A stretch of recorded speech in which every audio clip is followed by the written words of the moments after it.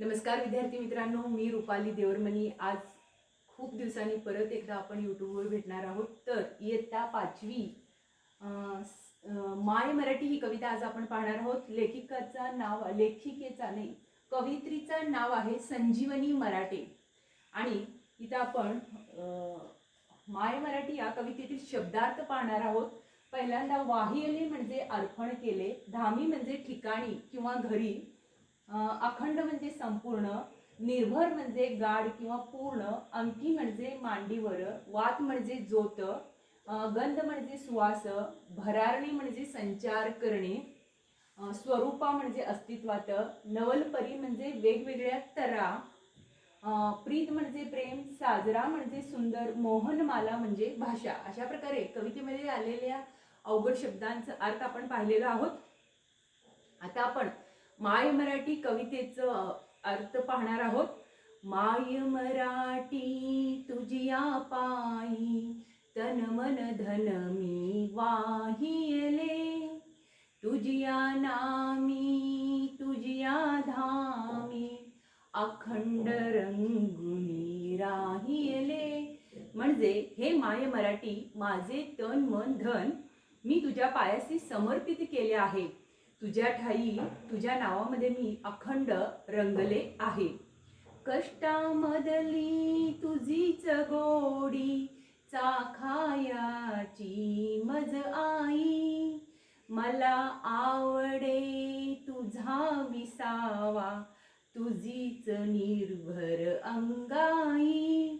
हे आई, कष्टामधली तुझ्याच अन्नामधली गोडी मला चाखायची आहे, मला तुझ्या आश्रयाला राहायचे आहे। तू गायलेल्या अंगाईने तुझ्या मांडीवर मला निजायचं आहे किंवा विसावा घ्यायचा आहे, असं सांगितलेले आहेत कवयित्री संजीवनी मराठे।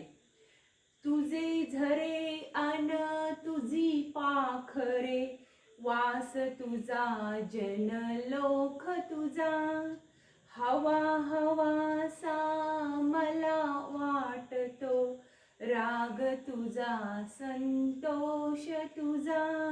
हे माय मराठी, तुझे झरे तुझी पाखरे, तुझा सहवास, तुझी माणसे मला हवी हवीसी वाटतात, तुझा राग आणि प्रेम दोन्हीही मला हवे हवेसे वाटतात। माय मराठी तुझिया अंकी, लोळण घेते बागडते, तसेच अलगत तव आभाळी, भरारणे मज आवडते। हे माझी आई, मी तुझ्या मांडीवर खेळते, बागडते, तुझ्या आवाळात हळूच संचार करणे मला खूप म्हणजे आवडते। तुझी चालणी तुझी बोलणे, दाखव मजला रीत तुझी, जे ओटी ते पोटी असली, शिकवी मजला प्रीत तुझी।